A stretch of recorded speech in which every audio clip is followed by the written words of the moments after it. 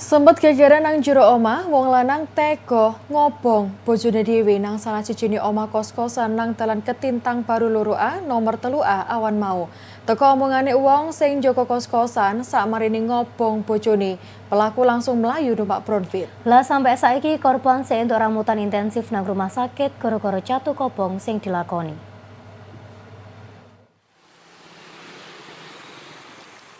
Sakmarine sempat gegeran salah sijine wong lanang sing dieruwi jenenge Purwanto, warga Pati Jawa Tengah, dipedhek tega ngobong putri bojone dhewe sing asale teko Bojonegoro. Kelakuan mentolo iku dilakokno pelaku nang salah sijine kamar kos nang Dalan Ketintang Baru Loro A nomor 3A Surabaya awan mau. Jare Heri, wong sing jaga kos-kosan, nyeritakno nek pas pasangan wong sak bojo iku gegeran sadurunge kedadian kobongan. Gak mek ambek bojone Purwanto yo katut akhir-akhiran barek embok mertuane sing nginep nang omah kos-kosan iku.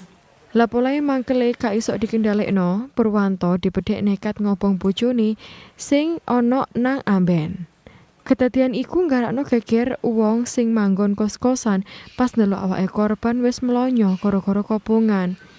Delok kedadian iku wong sing jaga marek pirang-pirang wong sing duwe kos-kosan langsung matene geni nang jero kamare wong sak bojo iku. Kurang luwih 5 motor kloning kobongan langsung teko nang engkon kedadian. Tapi muplake geni iku iso dipateni dhewe barek wong sing manggon kos-kosan. Sauntara korban sing jatuh kobong meh nang saawake langsung diplayokno warga nang Rumah Sakit Islam Wonokromo.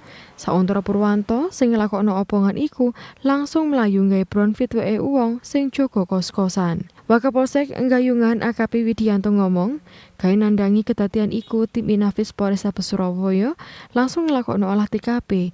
Sampai saiki PHI sing nglakokno selidikan barek nglumpukno bukti barek saksi barek nguber pelaku.